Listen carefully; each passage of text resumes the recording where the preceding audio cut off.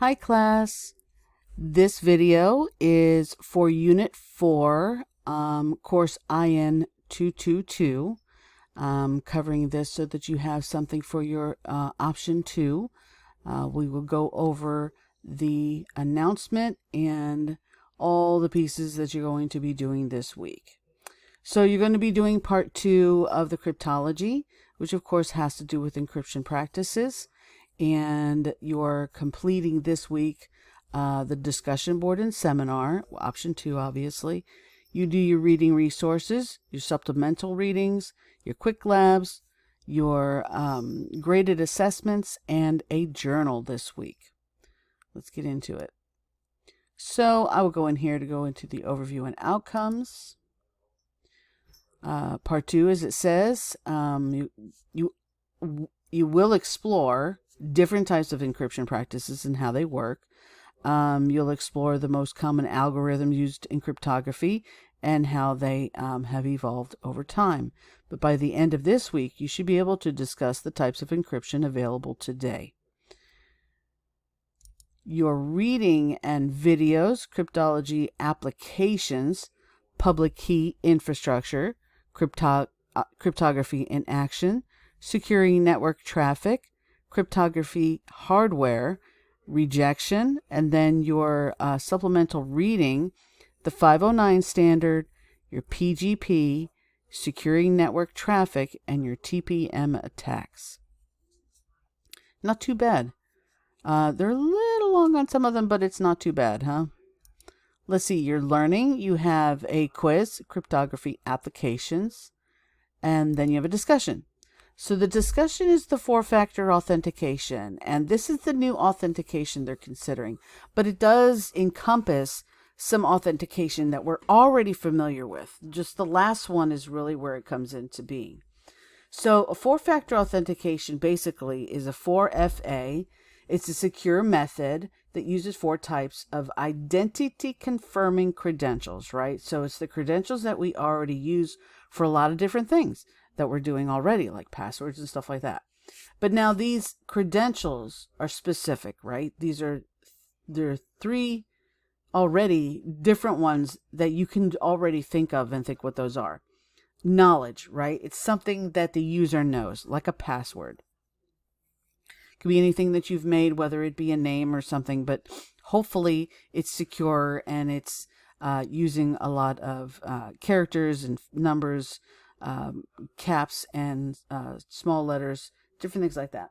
Now, there's also possession. It's something the user has, like a token, a badge, or a key fob. The cards that you slide at work or something like that.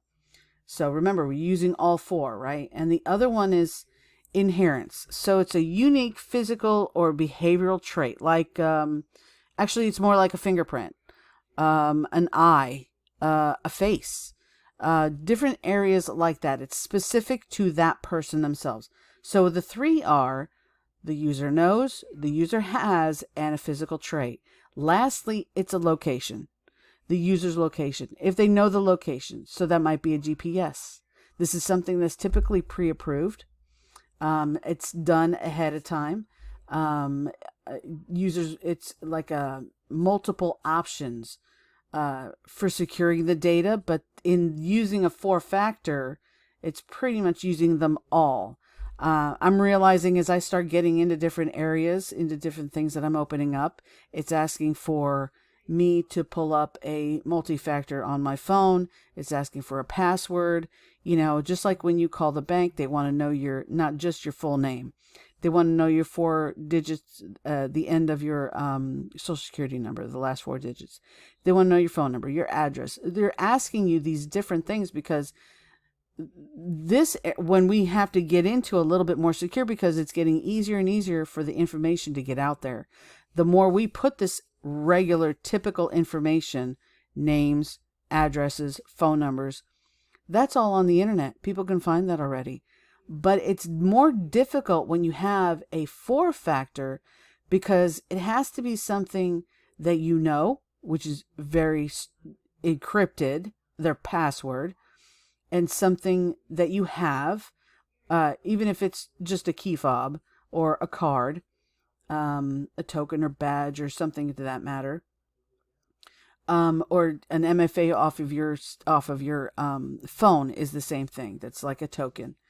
And then, of course, your physical, right? You're the one who has it, your fingerprint, your eye.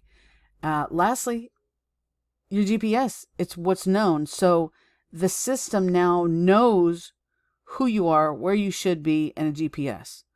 So if it has all four, it lets you in. It lets you use it, right? It's basically a different signature of you being you getting in. It's authenticating you, right? It's surpassing a manner of just a regular password. It might be a little bit more difficult for us to get in to where we need to, but at least we know we're getting in there, especially if it's something like a bank account. We want to make sure it's very secure. So that is something new that's coming out. So I look forward to reading your discussion on that. Let's see what your labs are. So this week you do have hands-on labs: create and inspect a key pair, encrypt, decrypt, and sign verify using OpenSSL. And that's a secure sign in, of course, OpenSSL. And then the journal. So this week you'll link what you've learned this week regarding operating systems, but also discuss various authentication systems. Reflect on that and see what you've learned within the authentication systems and encryption that you've learned this week. And let me know in your journal what you found, and what you really liked about it. I think that's it for this week. Now you have something for your option 2. You're all set. And I thank you for joining me and listening. And I look forward to checking out your work. I should have it done by Friday or Saturday. Thank you all. Have a great evening. Bye-bye.